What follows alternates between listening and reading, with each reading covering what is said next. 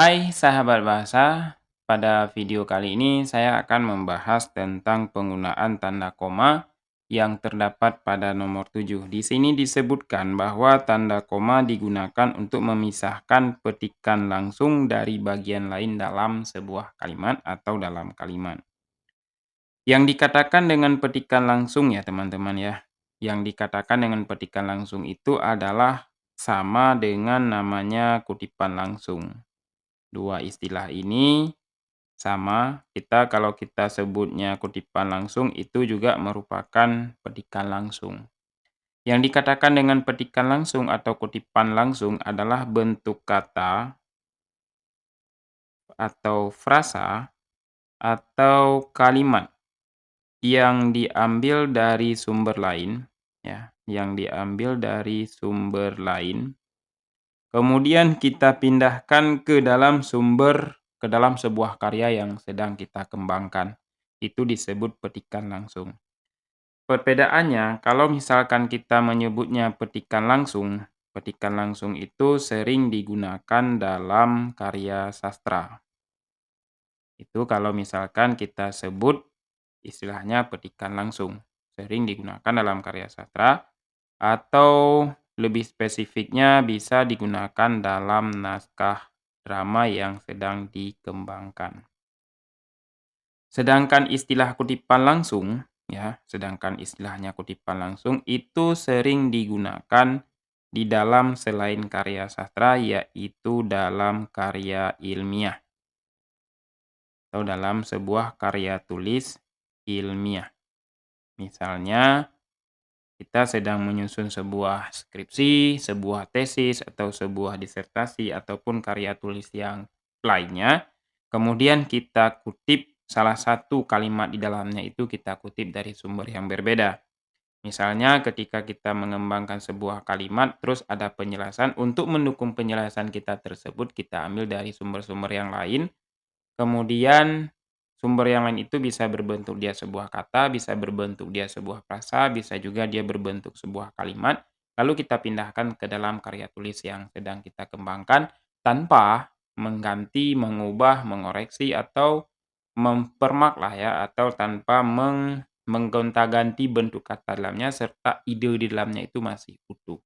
Sehingga itu dinamakan yang namanya kutipan langsung ataupun petikan langsung. Yang harus teman-teman pahami semuanya, yang dinamakan dengan petikan langsung itu sama dengan kutipan langsung. Kemudian kita lanjut lagi pada bentuk contoh di sini. Kata nenek saya, kita harus berbagi dalam hidup ini. Di sini ada dua bentuk kalimat ya. Yang pertama kata nenek saya. Kata nenek saya ini merupakan kalimat pengiring. Ini disebut kalimat pengiring. Artinya sebuah kalimat yang akan menjadi kalimat selanjutnya atau kalimat yang mendahului sebelum bentuk kutipan tersebut. Di depan kita harus berbagi dalam hidup ini. Ini namanya kutipan yang diujarkan atau yang diucapkan oleh si nenek. Hanya saja di sini kalimat pengiringnya terletak di awal. Yang dinamakan dengan kalimat pengiring ya, yang dinamakan dengan kalimat pengiring itu adalah kalimat yang mendahului. Kalimat yang mendahului. Kalimat yang mendahului atau bisa juga kalimat yang mengikuti ya. Kalimat yang mengikuti atau bisa juga kalimat yang mengakhiri yang terletak di bagian akhir pada kalimat yang berbentuk kutipan langsung. Yang namanya kalimat mendahului, kalimat pengiring yang mendahului yaitu kalimat yang terletak di awal. Sedangkan yang mengikuti yang terletak di tengah. Sedangkan yang mengakhiri terletak di bagian akhir kutipan. Artinya begini, pada contoh kata nenek saya, ini merupakan kalimat pengiring yang terletak di awal kalimat. Ya. Sehingga ketika selesai dari kalimat pengiring, kita harus bisa membedakan antara kalimat pengiring dengan kalimat yang berbentuk kutipan. Inilah salah satu tujuan penggunaan tanda koma di depan saya pada bentuk kata nenek saya. Setelah kata nenek saya di sini terdapat satu tanda koma, sehingga kalimat kata nenek saya ini ataupun bentuk kata nenek saya ini kita sebut sebagai kalimat pengiring. Sedangkan kita harus berbagi dalam hidup ini merupakan bentuk kutipan yang diujarkan oleh si nenek. Jadi ini yang dimaksud dengan aturan yang terdapat pada nomor 7. Antara kalimat pengiring dengan bentuk kutipan kita pisahkan dengan menggunakan tanda koma. Kemudian, bentuk-bentuk lain dari kalimat pengiring, kalau misalkan di sini kan ada kata nenek saya.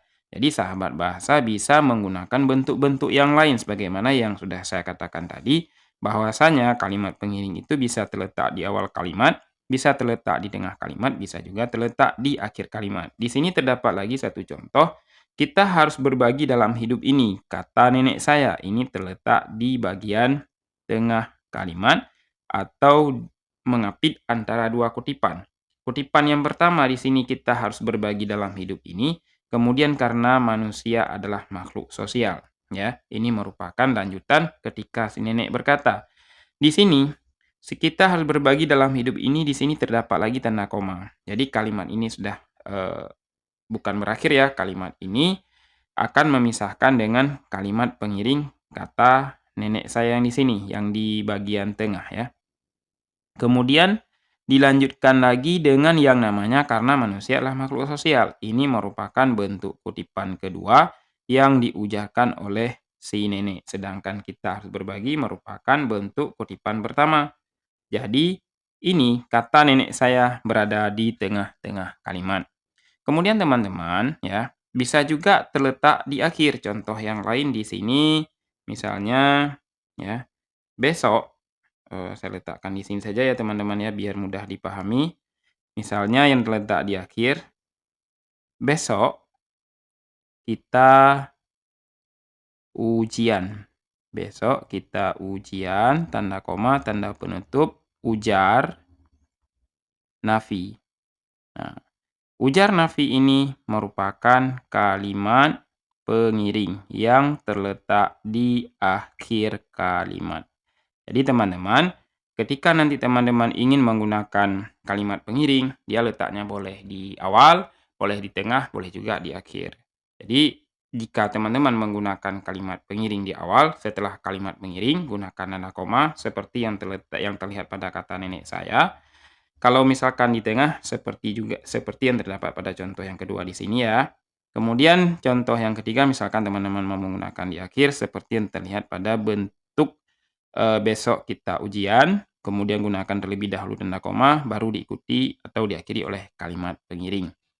Selanjutnya, teman-teman bisa menggunakan bentuk ya, bentuk kata kerja yang dapat digunakan dalam kalimat pengiring. Dengan kata lain, bentuk kata yang digunakan pada kalimat pengiring merupakan bentuk kata kerja. Misalnya salah satunya mengatakan, kemudian bisa juga menyatakan. Ini sebenarnya bukan salah satunya lagi ya, sahabat bahasa semua, tapi beberapa bentuk kata atau kata kerja yang dapat digunakan untuk menjabarkan kalimat pengiring. Mengatakan, menyatakan, kemudian mengungkapkan, bisa juga mengungkapkan, kemudian yang keempat bisa juga berpendapat, kemudian dan lain-lain ya. Selama dia mengarah kepada bentuk kalimat kutipan, teman-teman bisa menggunakan bentuk kata kerja. Jadi sampai di sini dulu pembahasan dari penggunaan tanda koma yang terdapat pada nomor 7. Semoga video ini bisa memberikan manfaat tentang edukasi yang berkenaan dengan penggunaan tanda baca. Dan sampai jumpa di video selanjutnya.